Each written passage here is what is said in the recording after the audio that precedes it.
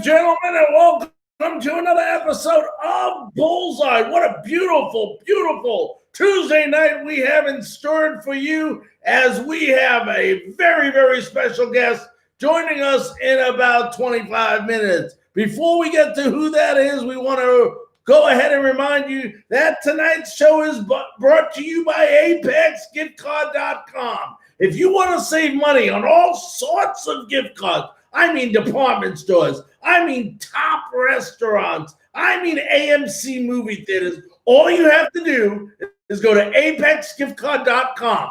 Go under the promo code, type in Frankly Speaking, that's one word, no space, and a capital F as in Frank. You type those in and you will get a 10% discount on all your gift card purchases. That's right, 10% discount. For $90, you get $100 worth of food. What an incredible, incredible offer. ApexGiftCard.com. Well, ladies and gentlemen, we got a lot to get to this evening, but before we do that, let's bring in our co-host, Bradley Lewis Walker. Bradley, how you doing, buddy? I'm doing good, Larry. How are you?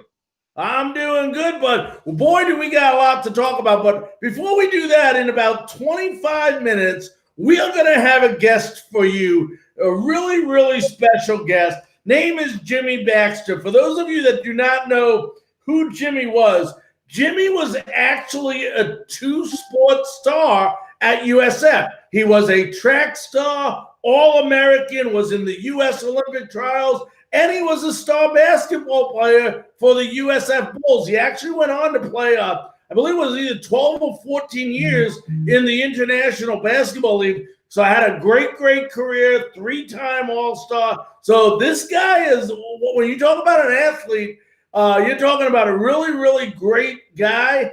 And also, he now has a daughter who is going to USF, and never guess what she's doing. She's on the track team. So just a lot to talk to Jimmy about today. Want to welcome first some of our, habitual listeners, Eric from Gainesville and Tommy from Temple Terrace. Want to welcome you both onto the show. I put a little thing up today for those of you that are on our Bullseye group page, if you're watching, or any of the USF platforms, a little message that says they will give your name if you grant permission to be live. It's up there in the description of what you're watching right now. Just hit it. Go ahead. Allow them. Grant them to use your name. That way, when Bradley and I are talking or we're looking at messages, it's a lot easier to say, well, Eric or well, Tommy, than it is to say YouTube user or Facebook user. But for those of you, obviously, it's no joke. The one thing that is no joke, Bradley, is when we start talking about the women's basketball team, and they deserve to be first today, especially with the, everything that they've been doing, the way they've been performing this year. They are now up to number 16 in the latest poll. They are, I'm sorry, I had the men's here for a minute. USF is just having an incredible year, 9-1. 5-0 in conference. I believe they won now 8 in a row. And this is a team that is on fire. Yeah, you can look, Larry. I mean, look back. They won by 29 points on Saturday. That's amazing. How like you said, they're just on fire right now. There's nothing more or nothing less you have to say about that.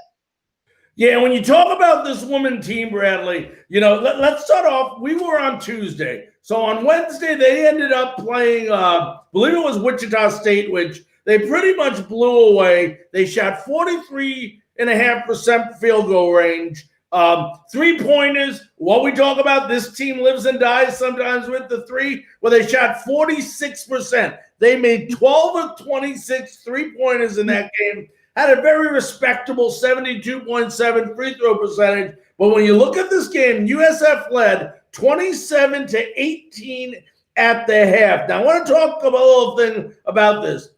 Wichita State in this game was 0 for 14 from the field to start the first quarter. And what can I say? This was the game where Elena Siniki went off with 31 points, 14 points in the third quarter. What an unbelievable game this young lady had. And then you look at Elisa Pinzon. What does she do? She doesn't score points this game.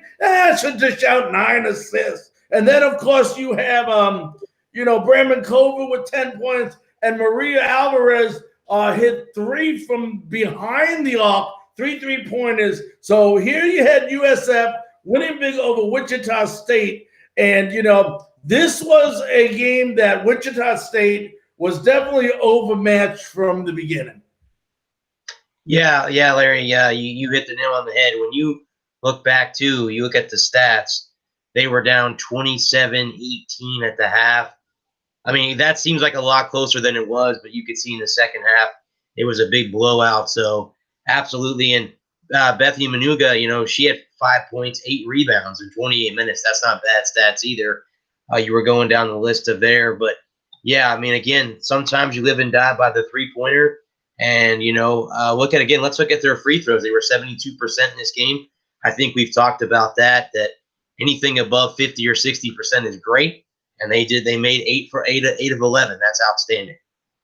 Yeah, and you mentioned Bethany Manuga, one of the very few games she doesn't have a double-double, but that's okay when you're a member of the Lady Bulls, because like we talked about last week, it's always somebody else stepping up in the time of need. And that's exactly what happened in the following game. Here's a Houston team that we talked about earlier in the year, and USF. And let me explain something about this game on Saturday night. USF did not play their best basketball, yet they still beat Houston 80-51. This is a game where they had 17 turnovers, Bradley, and they still managed to wallop up. USF had a 44-38 halftime lead and then outscored the Cougars 36-13 in the second half. Now listen to this. Maria Alvarez, 23 points. She was 6'8" from the three-point range, 7 of 9 otherwise. Bethany Manunga, it ain't going to be long. 1 game maybe, not 2 with her. 12 points, 14 rebounds. And look at this even scoring. Sinecki, 12 points. Sydney Harvey, 12. I think she had 12 points. Elisa Pinzon, 11 points, 14 assists, 5 rebounds. Shea Leverett, 4 points, but combined for 9 rebounds. USF scored 21st second chance points, which is outrageous. They outscored UFS outboarded them, rebounded them 47-30.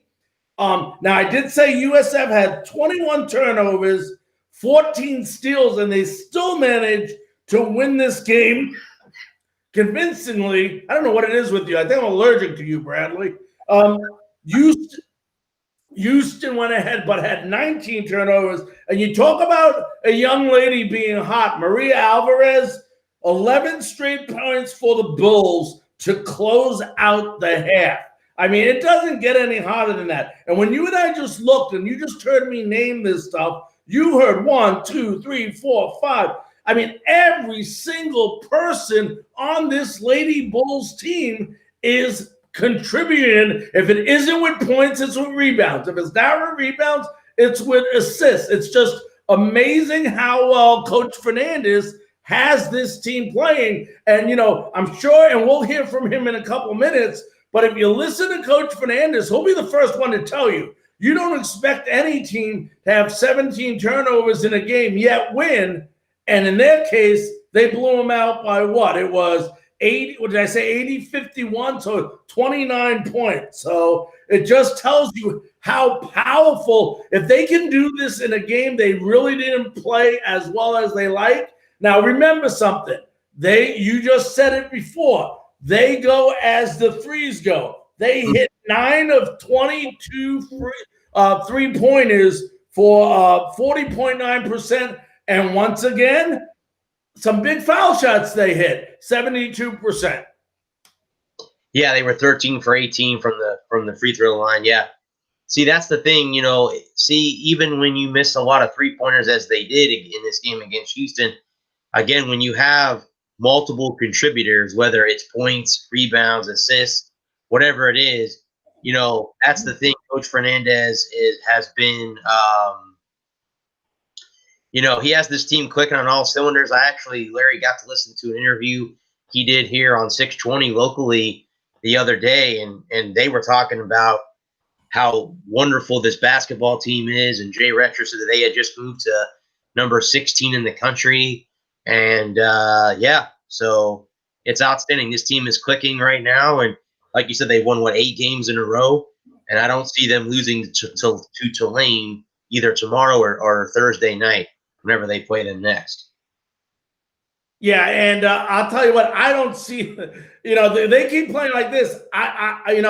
I may be crazy to say this, but I don't see them losing again. I mean, they're playing that really, even when they're not in sync, they're in sync. So when one part of their game, they're turning the ball over. But what did I say about turning it over? They had 21 second chance points. They shot 48% field goal percentage, which is huge. That means half the baskets pretty much they put up went through the hoop. So even though despite turning the ball over, it just shows you that when they didn't turn the ball over, how much they were scoring.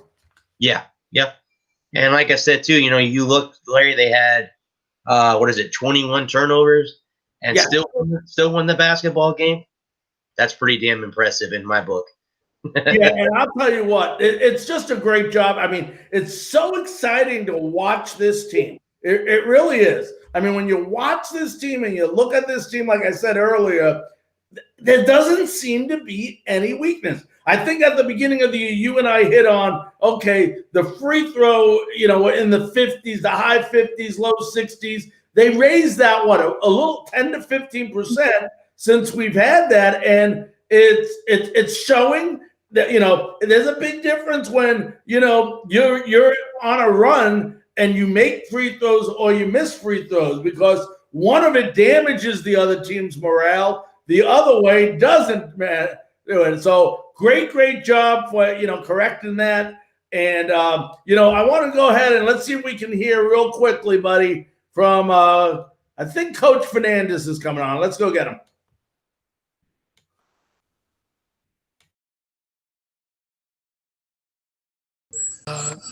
Coach, opening statement, and then we'll start taking some questions.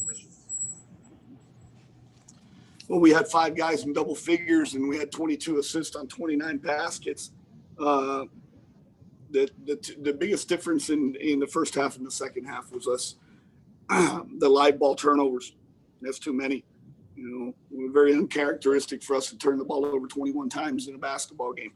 But I think in the second half, we did a much better job guarding dribble penetration and guarding the arc. It started on the defensive end. We gave up 38 points in a half of basketball, and that's just not us. Question for Jose?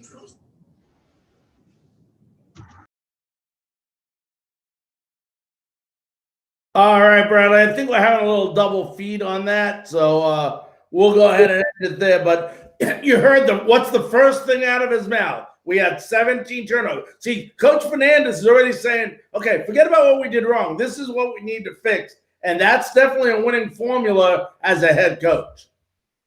Yeah, actually, Larry, to me, the few minutes that we got to watch that press conference, he didn't seem too happy. It's not like he was thrilled. I mean, they won, but he said, that's not the type of basketball team we are. So that they'll fix what they did wrong in this game and get ready for the green wave coming up later this week.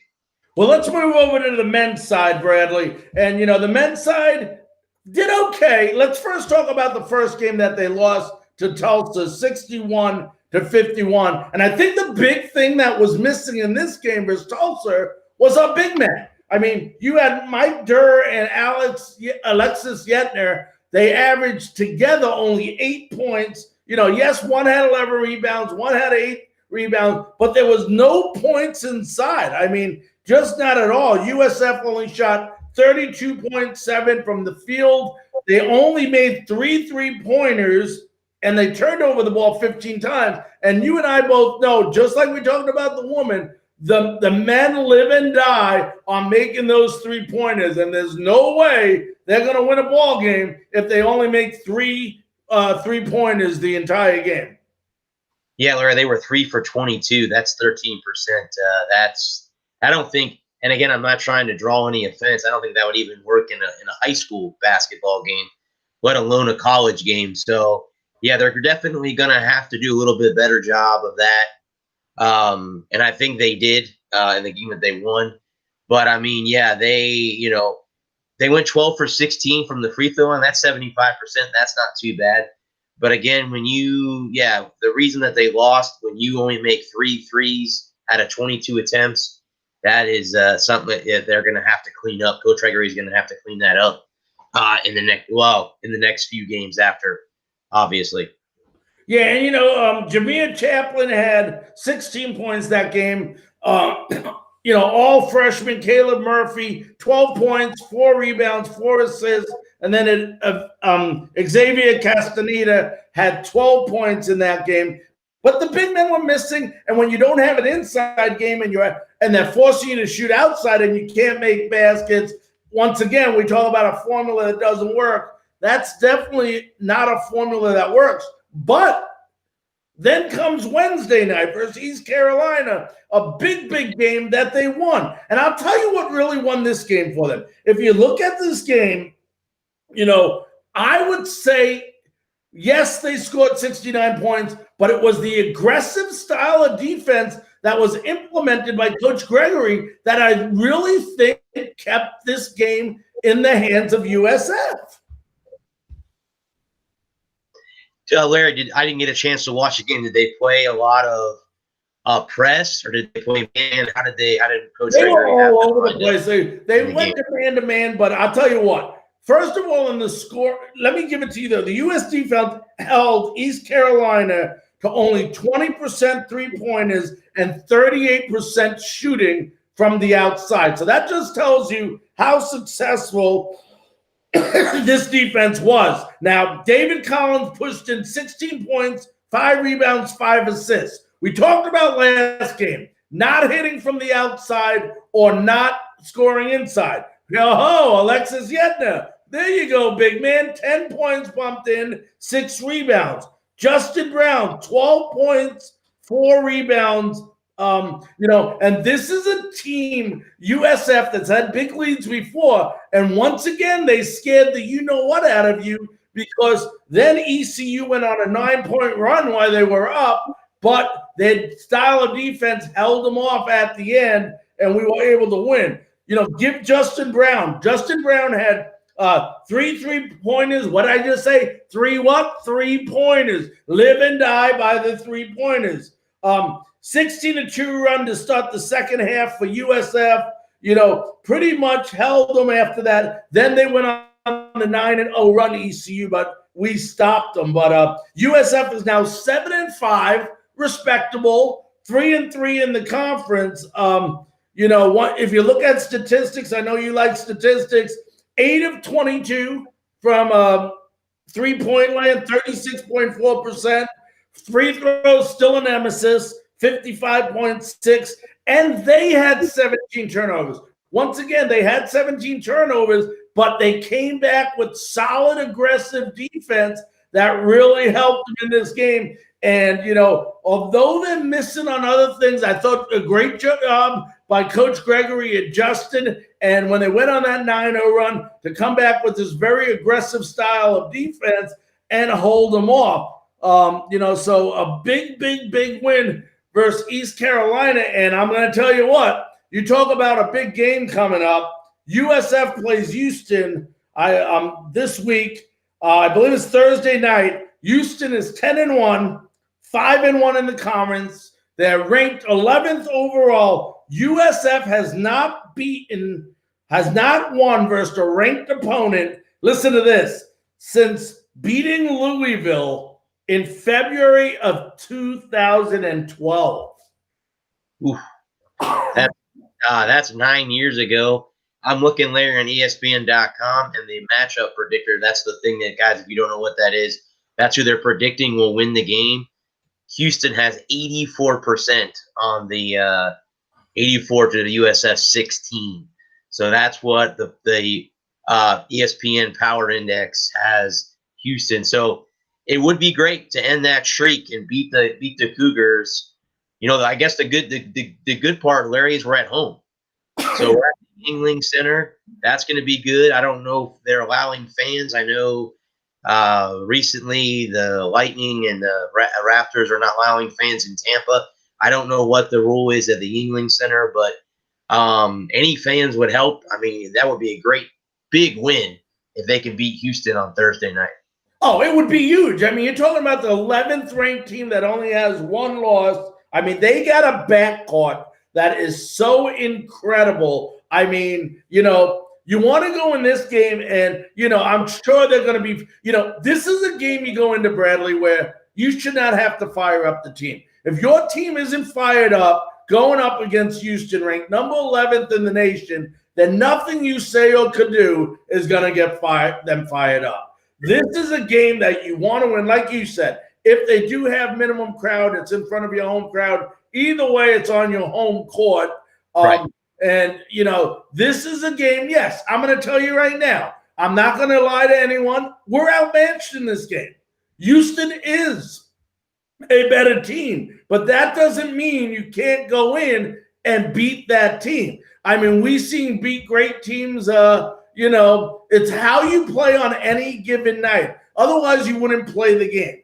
Right. You know, anything can happen in college basketball. A couple of turnovers, a guy gets into foul trouble. You just never, ever, ever know. For those of you listening, we are about 5 minutes away from having Jimmy Baxter on. For those of you fans, I see a couple of YouTube users saying we put something on the description. If you look, if you're watching from YouTube or if you're watching from Facebook, it's a disclaimer that says if you would like to have your name used so we know who is leaving a message, go ahead and grant permission to be live. Go ahead and do that. That way we know who you are. I got a couple of fans saying, let's show this, Bradley. Go Bulls. That's good. Here's another one.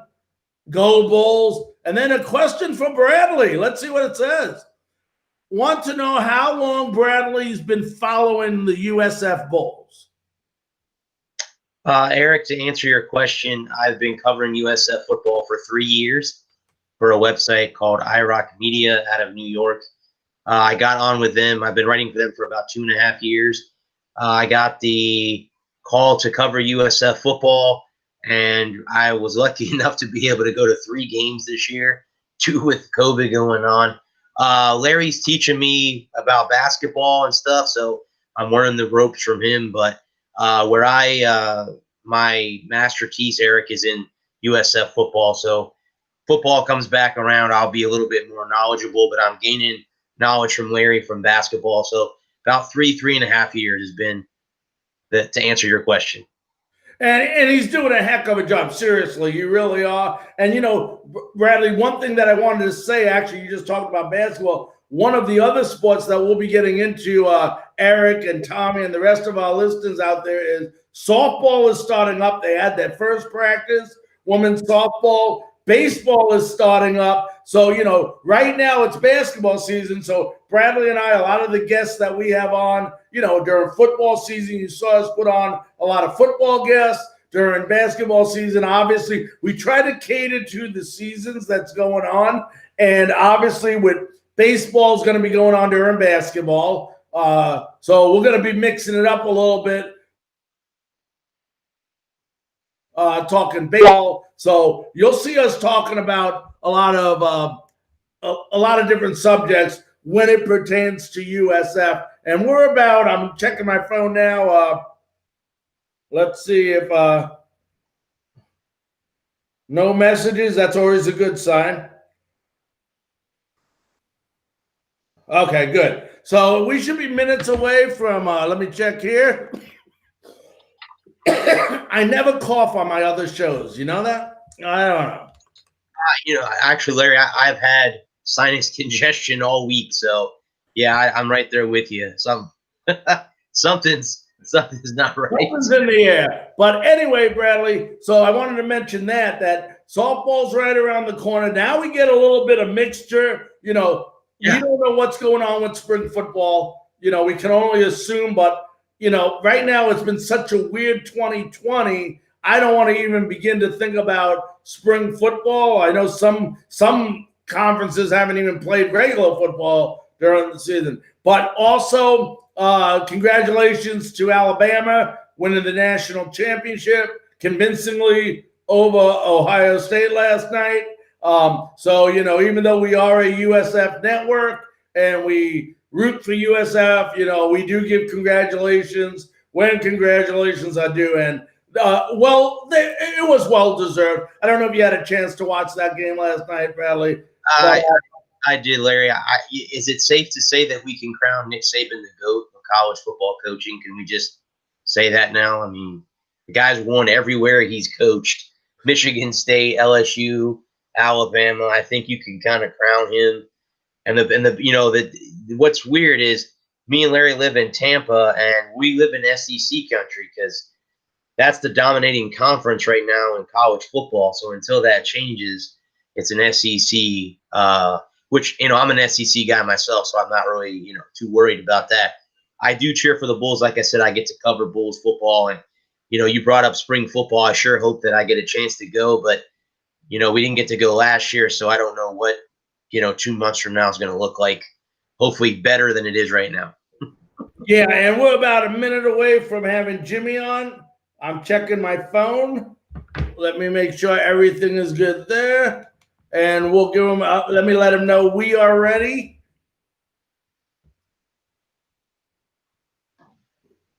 There we go. I'll let him know we are ready. All right, I texted him that we are ready.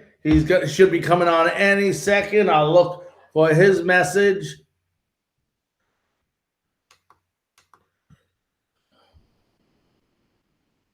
But while we're waiting on him, recruiting's done, football's getting up. I mean, just a lot of excitement around USF now. I think there's a lot of excitement around. Here's a message coming right now. Give me 1 sec, folks. All right, come on. Let me tell them, come on. Okay, should be on.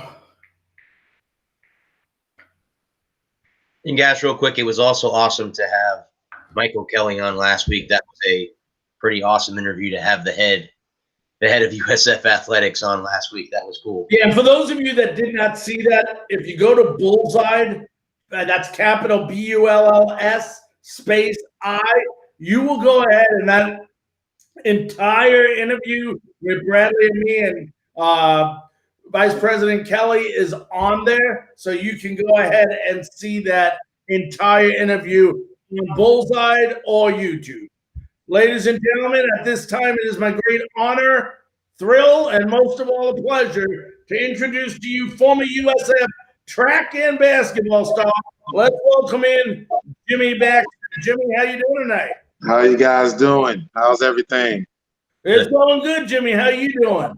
Staying out the way, trying to stay as safe as possible. I hear you. Let me move some stuff around a quick second here. Give me 1 sec, Jimmy. All right. We're going to bring Bradley back in. That way we can have you on the big picture. Me and Bradley with the ugly guys. We'll stay on the small picture here. But, Jimmy, let me ask you this. You come from, St. Petersburg, Florida. I mean, when was it that you decided that USF was the place you wanted to go? Sorry, for me, it was more making sure my mom was able to come see me play. I had offers from a lot of schools, but USF coaching staff, Seth Greenberg, David Zimmeroff, Brian Yankelevich, those guys really made me feel like I was at home at USF. So that was the biggest thing for me. And most importantly, I was a two-sport All-American coming out of college. So I wanted to make sure that I was able to do two sports, because some of the universities kind of bog you down with one sport. USF allowed me to be a two-sport athlete. Yeah, and let me ask you this. You know, it's tough enough to go to school, get an education, and play one sport. How hard and how much more difficult was to do that playing two sports?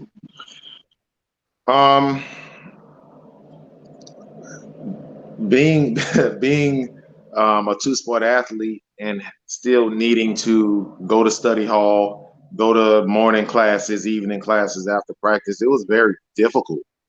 A lot of work had to be done on the road, but USF always had a good supporting cast when it came to being a student athlete.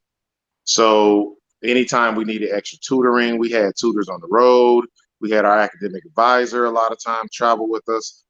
The access to getting your work done was easy for us, especially myself. Yeah, now let me ask you this. Jimmy, you two-time All-American in track, two-time Conference USA, third highest jump in the nation in 2003.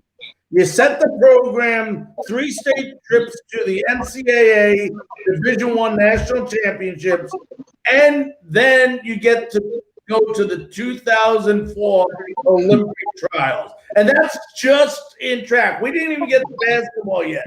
I mean, when you started succeeding in one sport, do you think it put extra pressure on you to do well, or did it ever make you think, should I keep doing both or give up one of them? Basketball was a struggle for me to start out at USF because I was playing behind Alshon Jackson. So I wasn't going to play much coming out of high school. And it was rightfully so. When I came out of high school, I couldn't dribble the basketball. I was just an athlete, and I had to be developed, and it took 2 years for that. Track and field harnessed that energy because I had immediate success in track and field. I was freshman of the year, Conference USA freshman of the year for track and field. And it kind of helped me not worry so much about the basketball aspect of it.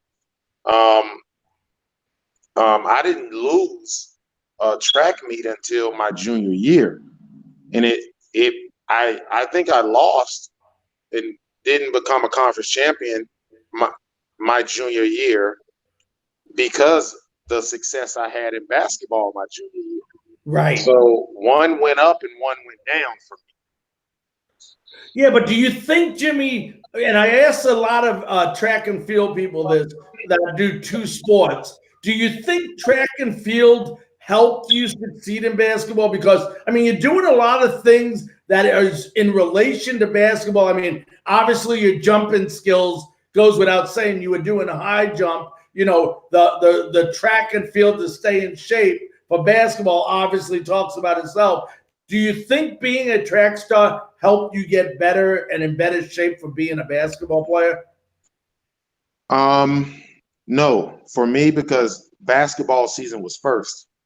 So by the time I got to the track, I was at a disadvantage because everybody that did the high jump was able to do indoor track while I was playing basketball. So when I finally came to outdoor track, they were already seasoned. And it took me about 3 weeks to get acclimated to the high jump because of basketball. But what helped me was because I was running and jumping so much with the high jump, when it was time for me to go up and dunk a basketball, I was always over the rim. And it made basketball easier for me. Definitely being a high jumper.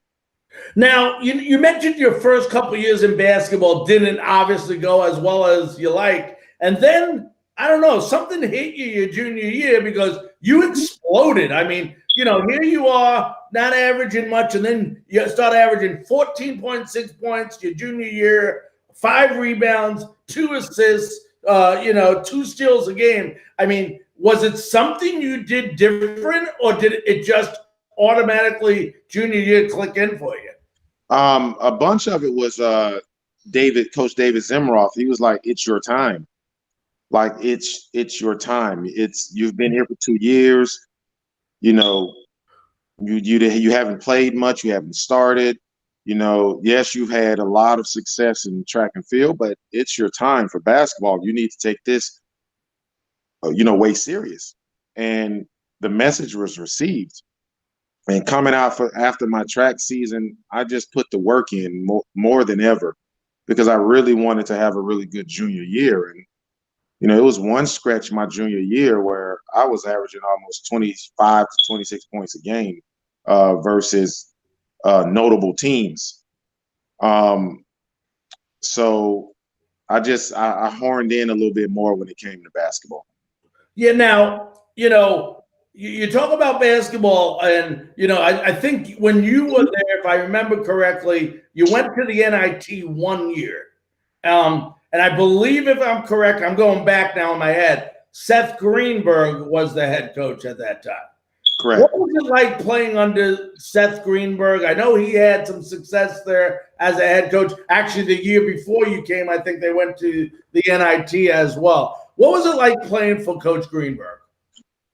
I related more to Coach David Zimroff, but for me, Coach he was hard to read for me.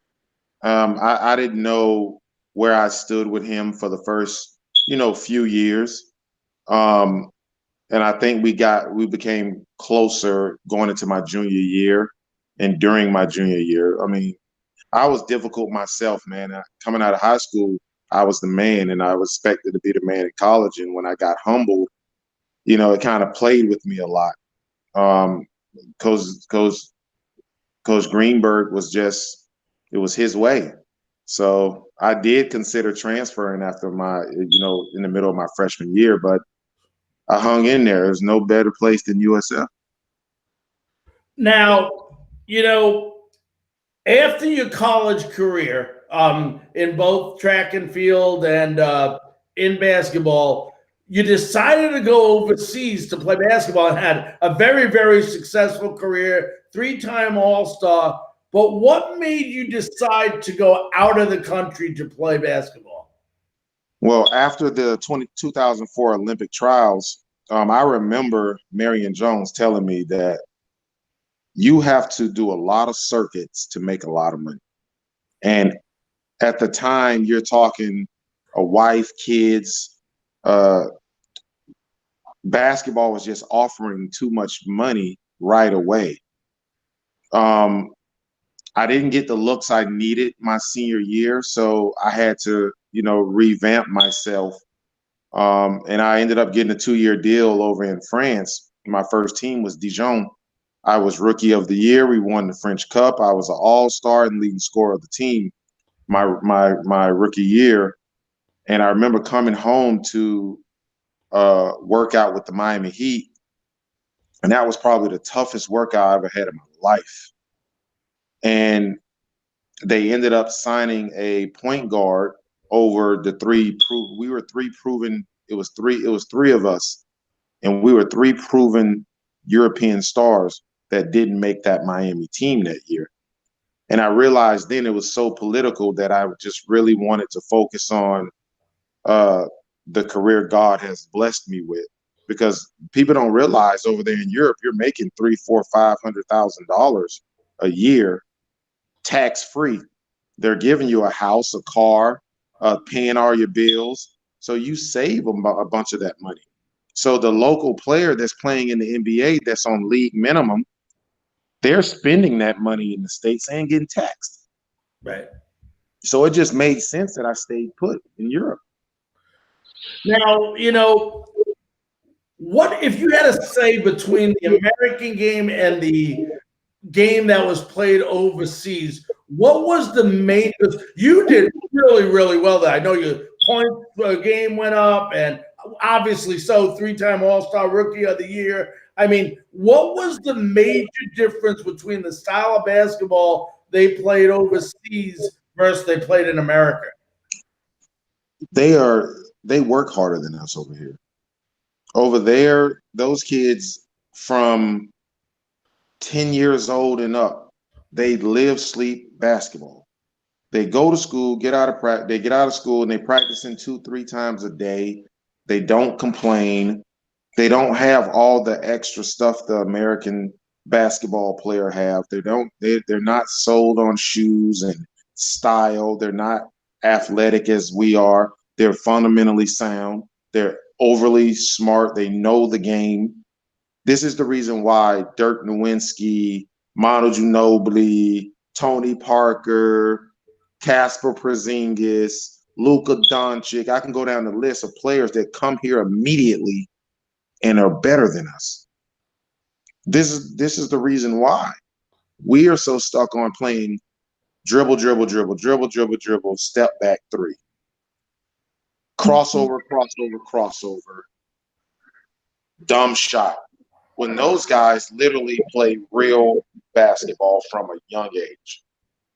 And then on top of that, they're 15, 16 years old practicing and playing against guys like me. There is no such thing as a star player. When Luka was over there, he was a star player on the Spanish team. But when you have guys that can play just as good as him, basketball like you, just as high as his, they don't treat you like a star. Over here, if you're Kevin Durant, you get treated special. You don't have to practice. You have to practice with him. They didn't care that was Luka Doncic. You have to practice. Right. So you get held accountable even if you're a star over there. Over here, you get praised just because you can dunk a basketball. It's different. Yes, it sure is. So how special is it to you, Jimmy, now, all these years later, to have a daughter that is going to the same university as you went to? Man, I remember the day she was on a recruiting visit at UCLA. And it's a big time difference. So I'm asleep. I'm back home because I live in Atlanta, and her mom and her was in the airport getting ready to board the flight coming home from UCLA. It's 4:00 in the morning for me. She called me and said, "Daddy, I think I know where I want to go." So now my heart is racing because you just left UCLA. It's a beautiful campus. It's sunny, just like South Florida. And, it's just a prestigious school. So I'm nervous. Yeah, I'm like, okay, where do you want to go? She said, I'm 100% sure I want to go to USF.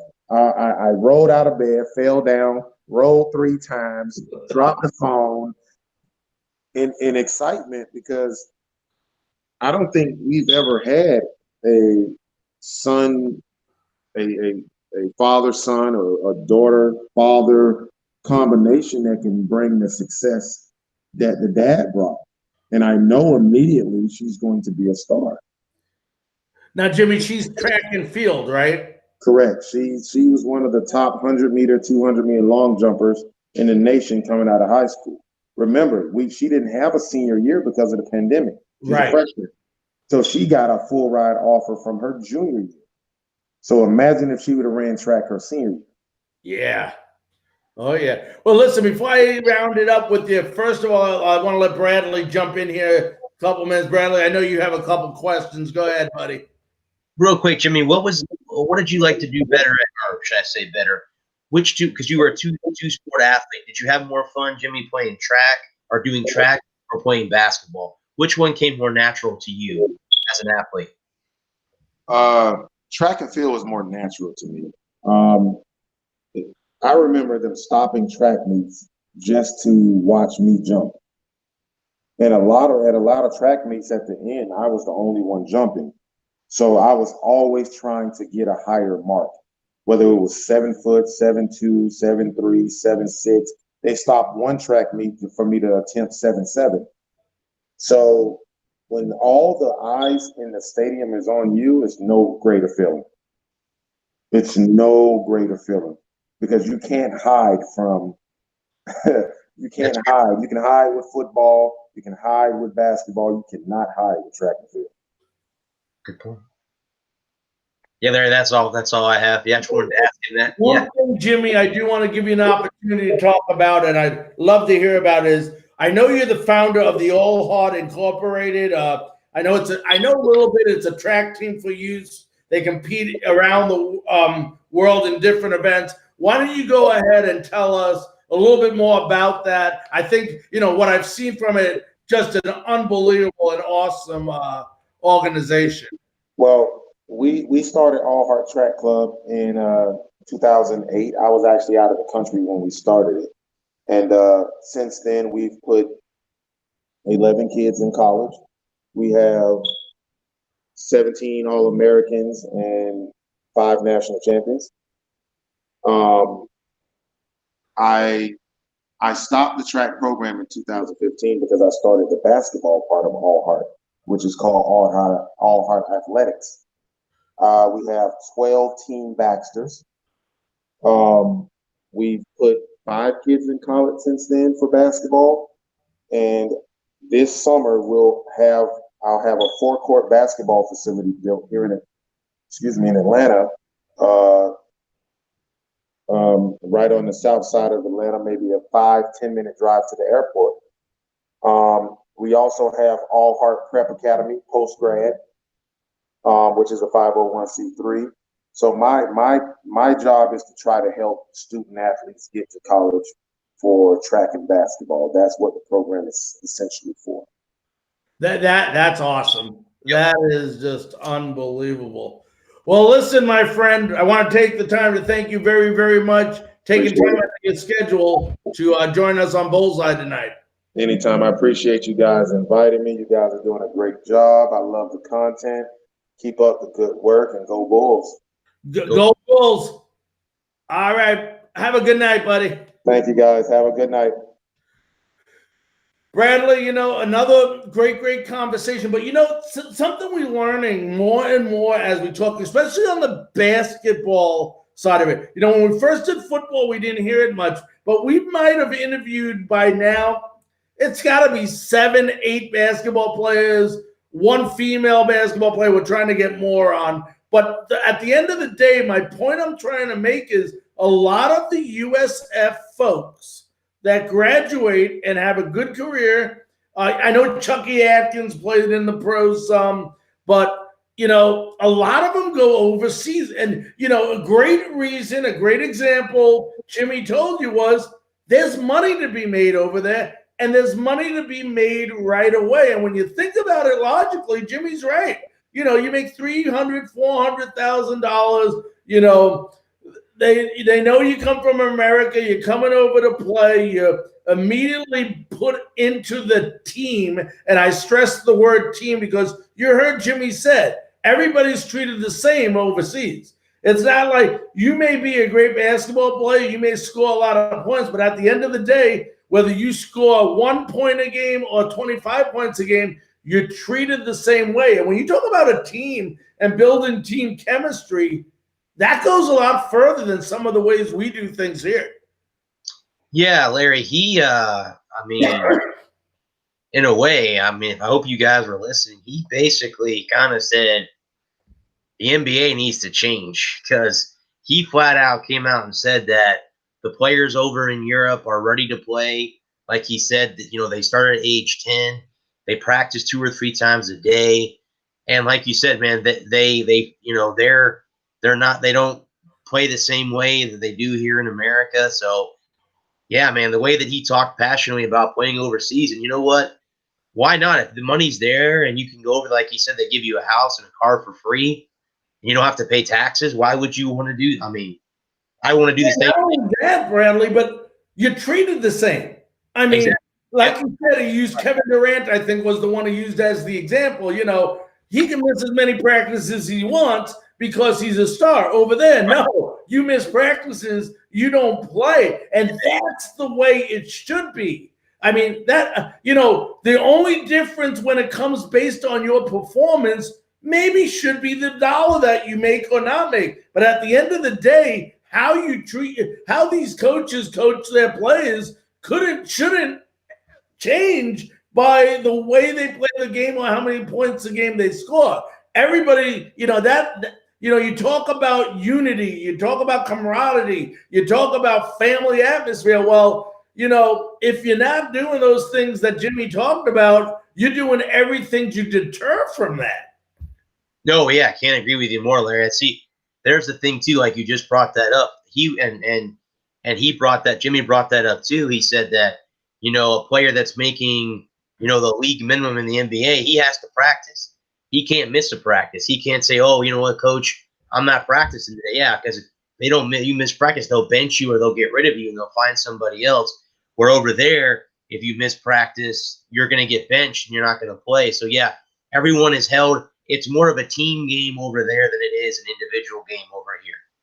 And and we've heard that already. But I thought it was very interesting because of all the, a lot of the USF stars in basketball go overseas. And now I understand, I'm sure one of the reasons is it's AAC basketball, and that's not a knock towards AAC. I love it. I think it's great competition. But there's a couple of other big Power 5 conferences out there that get a lot more attention when it comes to the scouts looking at players. That goes without saying. The Dukes, the North Carolinas, they're going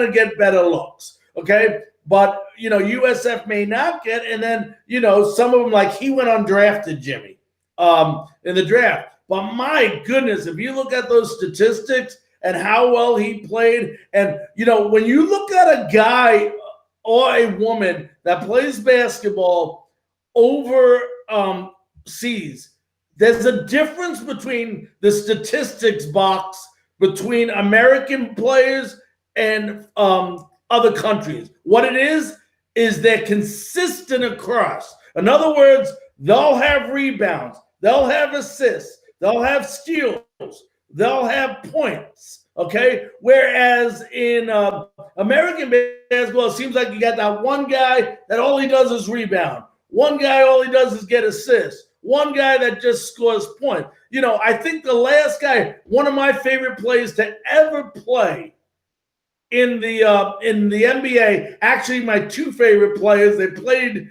against each other, was Larry Bird and Magic Johnson because of the way they played the team game. Those are two of the last guys that, and I may have missed somebody here and there, but that I remember vividly watching that could do all three things at any time. No, I think those two are one of the best.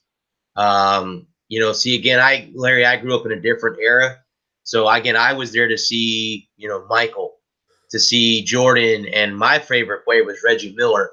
But I'm just saying, that's the era that I grew up in. But I would not disagree with you at all. I think Magic and Larry were the last two that played that team game so well. And look at the championships those two teams won during their playing days. That should tell you right there how good those two players were and how good those teams really, really were.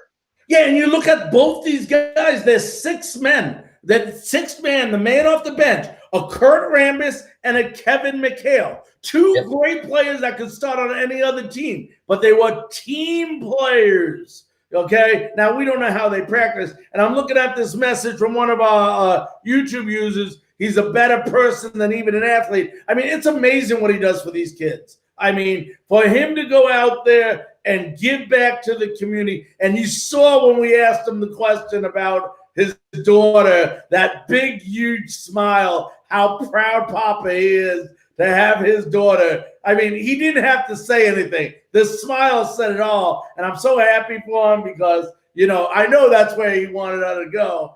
And now, she's close. So great for him. He doesn't have to travel all the way to the other coast. But what he does for kids and gives back and helps kids, we've seen that with Tony Greer when he was on, and Charlie Bradley and some of the other ones that we had on. They're just great, great individuals that love giving back. And, we asked him about Seth, what he thought. He gave, the answer was, hey, I didn't really see eye to eye for him. And basically, I think what he was saying, not to put words in his mouth, is he loved me when I scored points for him, but when I didn't, I was just another person. So, I mean, which is a sad, sad way because everybody should be treated the same no matter what. But, great guy, another great guy that we had the opportunity to talk to here on Bullseye. Bradley, I'm going to give you a couple seconds as we try to always do for you. I know you got a couple of shows coming up. Why don't you go ahead and give yourself a plug a little bit? Yeah, actually, guys, if you do see behind me, I don't have any way of doing this, but this is a green screen sitting behind me. I do put logos up behind me. If you guys want to take a look, we have a special guest coming up Thursday.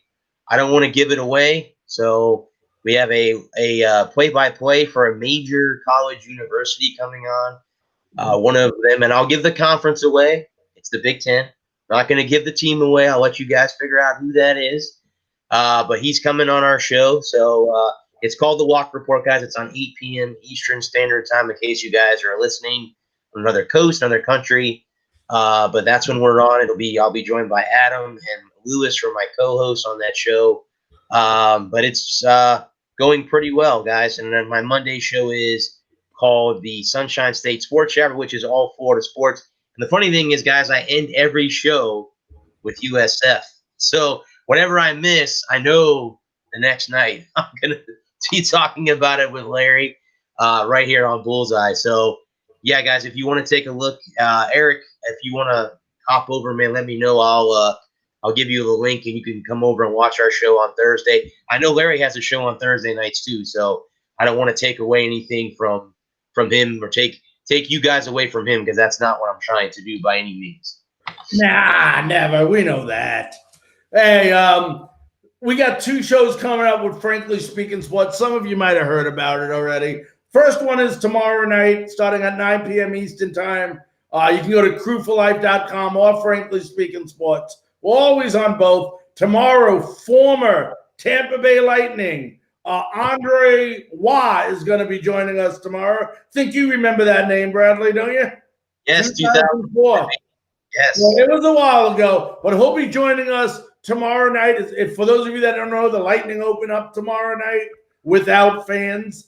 So they got their first game. So we're going to bring Andre on. And then Thursday, just an incredible show. We're actually starting early. The first Thursday will start early. It's a special, we call it Pigskin Buccaneer Playoff Extravaganza. It's just because of the playoffs.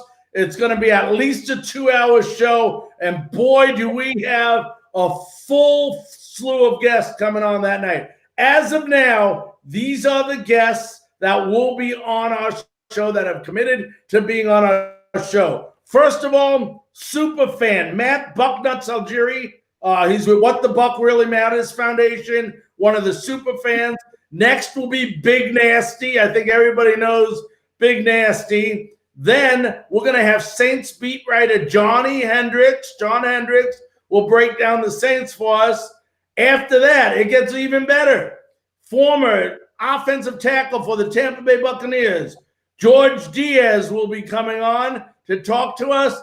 And then as of now, we're going to finish it up when we're very happy to announce officially now that NFL Network reporter Steve Weiss will be joining us as well to break down the playoff game. So once again, Matt Bucknuts Algieri, Keith Big Nasty Kunzig, John Hendricks, George Diaz, and Steve White, all on one show, Frankly Speaking Sports, and crewforlife.com, beginning at 8:30 p.m. So just an incredible, incredible show. I know it falls on the same night, unfortunately, Bradley, that yours comes on, but, it's not often. It's been 13 years since we've had the opportunity to see the Buccaneers play playoff football, and we just want to make sure on Frankly Speaking Sports we do it right.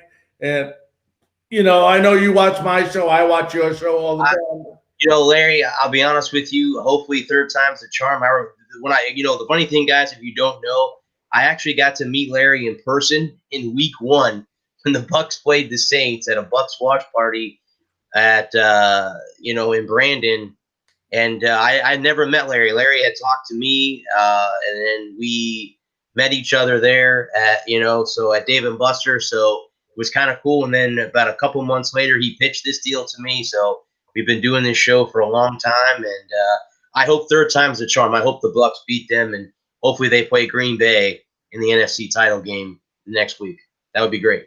Hey, as long as they win, I don't care who they play. But you're right. I would, whoever they play, let us just win Sunday, and we'll take the rest from there. Ladies and gentlemen, on behalf of Bradley Lewis Walker and myself, want to thank you very much for joining us tonight. We want to thank our very special guest, Jimmy Baxter, for coming on tonight. All you fans that have listened, all you fans that have been watching us for the past, 12, 14 weeks, thank you very much. And we'll be back again next Tuesday at 9 p.m. on Bullseye. Good night, and there we are. Horns up.